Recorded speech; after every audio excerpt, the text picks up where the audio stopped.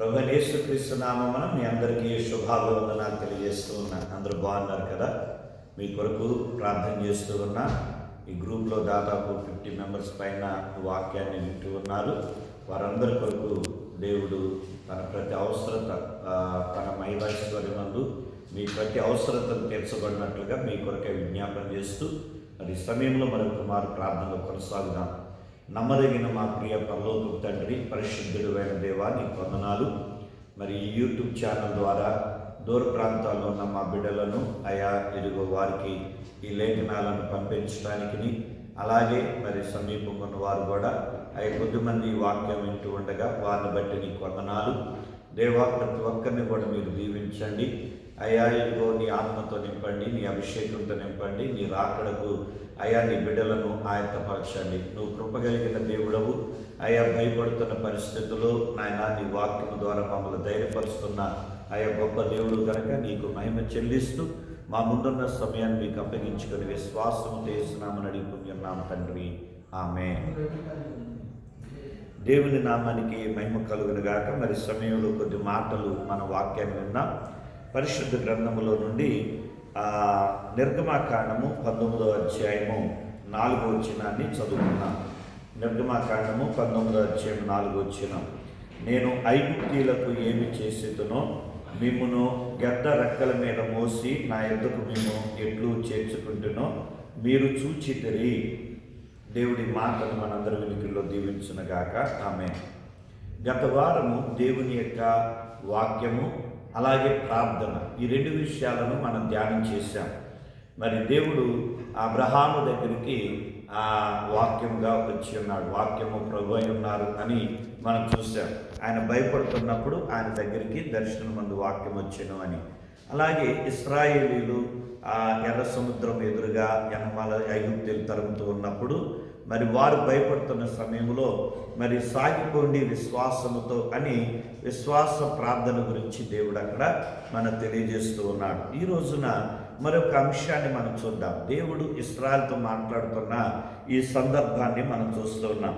ఇక్కడ దేవుడు 4వ వచనంలో ఏమంటున్నారంటే, నేను ఐగుప్తీయులకు ఏమి చేసేదినో ఆయన చేసిన దేవుడై ఉన్నాడు. ఆయన చేసిన దేవుడు, చేయగలిగిన దేవుడు, చేయబోతున్న గొప్ప దేవుడు. ఆయన ఏదైనా చేయగలిగిన వాడు. మన ఈ మధ్యకాలంలో పాట కూడా ఫేమస్ అయింది, ఏదైనా చేయగలడు, పరిస్థితులు ఆయన మార్చగలిగిన వాడు అని. చాలామంది అద్భుతాలు చేయగలిగిన వాడు, అద్భుతం చేయమయ్యా అనే పాట కూడా మనం అడుగుతూ ఉంటాం. అయితే ఆయన ఇశ్రాయేలీయుల పక్షంగా ఆయన యుద్ధం చేస్తూ ఐగుప్తీయులకు ఏం చేశాడో ఇశ్రాయేలీయులను అందరూ కూడా చూచారు. మరి 10 తెగుళ్లను ఇశ్రాయేలీయుల పక్షంగా ఐగుప్తీయులకి దేవుడు కలగజేశాడు. అది ఐగుప్తీయులకి శ్రమ, సమస్య, కానీ ఇశ్రాయేలీయులకి అది మేలు. ఈ దినాల్లో క్రైస్తవులమైనటువంటి మనం కూడా తెగుళ్లను అనుభవిస్తూ ఉన్నాం, శ్రమలను అనుభవిస్తూ ఉన్నాం. ఈ లోకంలో మనం మరి గత 3 సంవత్సరాల క్రితం కరోనా వచ్చింది. ఈ కరోనా అనేది ఒక తెగులు. మరి ఈ తెగులు మరి క్రైస్తవేతరులకే కాదు, క్రైస్తవులు కూడా అనుభవించారు. కానీ ఆ దినాలలో ఇశ్రాయేలు పక్షంగా దేవుడు యుద్ధం చేస్తూ ఆ వాగ్దాన దేశంలోకి నడిపించడం కొరకై మరి కేవలము ఐగుప్తీయుల మధ్య ఆ తెగుళ్లను అనుమతించాడు. ఐగుప్తీయులకు మాత్రమే, ఐగుప్తీయుల పంట పొలాల మీద, ఐగుప్తీయుల యొక్క జంతువుల మీద, ఐగుప్తీయుల యొక్క కుటుంబాల మీద, వారి బిడ్డల మీద ఈ యొక్క తెగుళ్లను దేవుడు విడుదల చేశాడే తప్ప ఇశ్రాయేలీలకి, వారికి కానీ, వారి బిడ్డలకు కానీ, వారి యొక్క పశువులకు కానీ, వారి యొక్క ఆస్తులకు కానీ, వారి పంట పొలాలకు కానీ ఏ హాని కూడా దేవుడు కలగ చేయాల, ఏ తెగులు కూడా రాల, వారు ఏ కొంచెం కూడా వారు కోల్పోలేదు. అన్నీ మరి ఆ తెగుళ్లను ఇశ్రాయేలీయుల పక్షంగా ఐగుప్తీయులకు దేవుడు కలగజేశాడు. ఇవన్నీ కూడా ఇశ్రాయేలీయులు కన్నులారా చూచారు, వారు చూస్తూనే ఉన్నారు. మరి మోషే, అహరోను వెళ్ళి ఫరోతో మాట్లాడటం, ఆ తర్వాత తెగులు రావటం, వాళ్ళు ఎంత నష్టపోయారో, ప్రజలు ఏమి నష్టపోయారో అంతా కూడా ఇశ్రాయేలీయులు కన్నులారా చూచినట్లుగా ప్రభు మాట్లాడుతూ ఉన్నారు ఇశ్రాయేలుతో. మీరు అవన్నీ కూడా చూచారు కదా అని చెబుతూ ఉన్నాడు. రెండవ మాట ఏంటంటే అక్కడ వ్రాయబడిన మాట 4వ వచనంలో, నేను ఐగుప్తీయులకు ఏమి చేసినో తర్వాత మిమ్మును గద్ద రెక్కల మీద మోసుకొని, ఈయన మోసుకొని వచ్చినాడంట. దేవుడు మనలను మోసుకొని, ఇశ్రాయేలీయులను మోసుకొని నడిపించాడండి. ఎలా మోసుకెళ్ళాడు అంటే ఆయన ఎత్తుకొని కాదండి. మనం అనుకుంటాం మరి అన్ని లక్షల మంది ప్రజల్ని ఎలాగ ఆయన భుజాల మీద ఎత్తుకొని నడిపించాడు అని మనం అనుకోవచ్చేమో. ఆయన మోసుకొని వెళ్ళటం అంటే వారికి ఆహారాన్ని ఇచ్చాడు. వారు కష్టపడాల, వండుకోల, ఏమి చేయకుండానే ఆకాశము నుండి వారికి మన్నానిచ్చాడు. అలాగే మరి వారి చెప్పులు అరిగిపోకుండా, వారు 40 సంవత్సరాలు వారు వేసుకున్న చెప్పులు అలాగే ఉన్నాయి.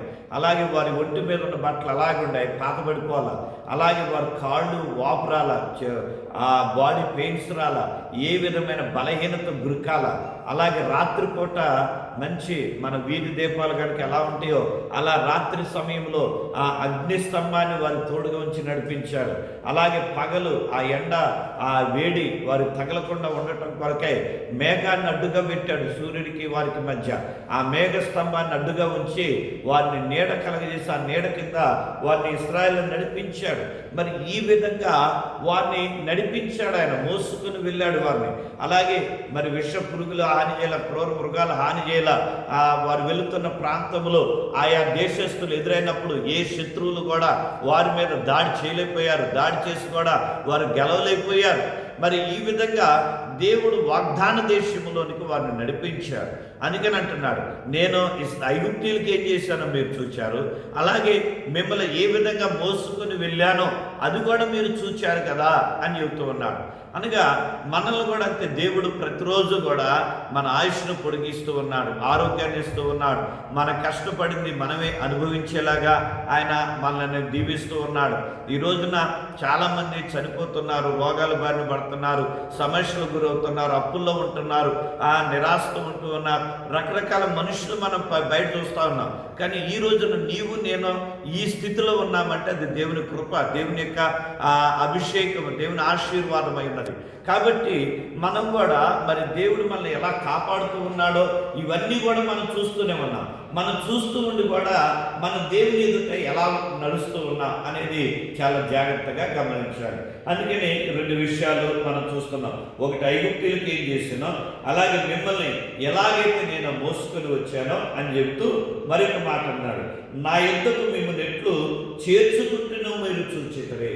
ఆయన చేర్చుకున్న దేవుడు, ఒకటి చేసిన దేవుడు, రెండవదిగా మోసుకొచ్చిన దేవుడు, మూడవదిగా ఆయన చేర్చుకున్న దేవుడు.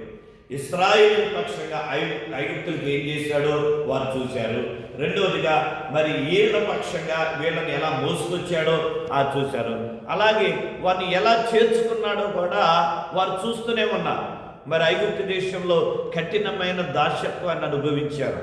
కఠినమైన దాస్యత్వం ఎంత అంటే వాళ్ళు భరించలేకపోతున్నారు. భరించలేక వెళ్ళి మొరపెట్టుకున్నారు ఫరోకి. ఫరో మొరపెట్టుకుంటే ఆయన కూడా కఠినంగా మాట్లాడాడు. ఆ తర్వాత ఆ కోపంతో మోషే మీద కూడా వారు తిరుగుబాటు చేశారు. అయ్యా నువ్వు రాగముని పన్న కొంచెం బాగానే ఉంది, నువ్వు వచ్చి మాట్లాడిన తర్వాత ఈ ఫరో ఇంకా మమ్మల్ని కఠినంగా చూస్తా ఉన్నాడు అని మోషే మీద కూడా వారు తిరుగుబాటు చేశారు. అంత కఠినమైన దాస్యత్వాన్ని వారు అనుభవిస్తూ ఉండగా మరి అబ్రహాముతో చేసిన వాగ్దానాన్ని జ్ఞాపకం చేసుకున్నాడు. అబ్రహాముతో 400 సంవత్సరాల తర్వాత వారిని నేను తీసుకుని వెళ్తాను అని చెప్పిన ఆ వాగ్దానాన్ని జ్ఞాపకం చేసుకొని మోషేని నడిపించి మోషే ద్వారా అద్భుతాలను జరిగించి ఆ ఐగుప్తీయులకు 10 తెగులను కలగజేసి ఆ తర్వాత మోషే నాయకత్వంలోనే ఇశ్రాయేలులందరినీ కూడా నడిపిస్తూ తన కౌగిల్లోకి ఆయన చేర్చుకున్నాడు, తన కౌగిల్లోకి. అందుకనే కీర్తనకారుడు మోషే 91 కీర్తనల్ని మనం ధ్యానం చేస్తూ ఉన్నప్పుడు ఆ కీర్తనలు కూడా ఆ మాటలు రాయబడుతూ ఉంటే రాయి తగలకుండా ఆయన నిన్ను ఎత్తు పట్టుకునేవాడని, ఆయన దేవదూతలకు ఆజ్ఞాపించేవాడని, పక్కన 10,000 మంది కూలిన అపాయం మన దగ్గరికి రాకుండా ఆయన మనల్ని కాపాడుతాడు అని దేవుణ్ణి ఆరాధిస్తూ ఉన్నాడు మోషే. ఎందుకంటే దేవుడు ఎలా చేర్చుకున్నాడు ఇక్కడ వ్రాయబడుతున్నది. మన ఆ కీర్తనలోని 91 మొదటి వచనంలో ఉంటుంది కదా, మహోన్నతుల చాటున నివసించువాడు లేదా మహోన్నతుని చాటున ఆశ్రయం కలిగినటువంటి వాడు ఎలాంటి ధన్యుడో మరి మోషే తెలియజేస్తూ ఉన్నాడు. కాబట్టి మరి దేవుడు ఇశ్రాయేలుని తన యొక్క రెక్కల చాటున దాచుకున్నాడు. ఏ విధమైన ఆపద అపాయం కలగకుండా ఆయన దాచుకున్నాడు. కాబట్టి ప్రియమైన దేవుని సంగమా, ఈ ఉదయకాల సమయంలో జ్ఞాపకం చేసుకుంటున్నా, నీవు ఏ పరిస్థితిలో ఉన్నా ఆయన నీ పక్షంగా నీ శత్రువుతో యుద్ధం చేయగలిగిన వాడు. అలాగే ఇదిగో నీవు ఏ యొక్క పరిస్థితులు కూడా వెళుతున్నా ఆయన నిన్ను నడిపించగలిగిన, మోసుకుని వెళ్ళగలిగిన దేవుడు. ఆ తర్వాత ఆయన నీ పక్షంగా నిన్ను తన రెక్కల చాటును దాచుకొని నీ ప్రతి అపాయమును తప్పించగలిగిన దేవుడు నీవు నేను నమ్మిన గొప్ప దేవుడై ఉన్నాడు. అయితే మరి ఆయన చేర్చుకోవాలన్నా, ఆయన మనల్ని మోసుకొని వెళ్ళాలన్నా, నడిపించాలన్నా, అలాగే మన శత్రువు ఎదుట మనకు విజయాన్ని ఇచ్చి మన శత్రువులను లయపరచాలన్నా మనం ఆయన ఎదుట ప్రార్థనా వీరులుగా ఉండాలి. మన బలిపీఠను మనం కట్టేవారంగా ఉండాలి. అప్పుడే దేవుడు మనం దీవిస్తాడు. అట్టి దీవుని కొరకై ప్రార్థించేద్దాం. పరిశుద్ధుడా, ప్రేమ కలిగిన మా తండ్రి, నీకు వందనాలు.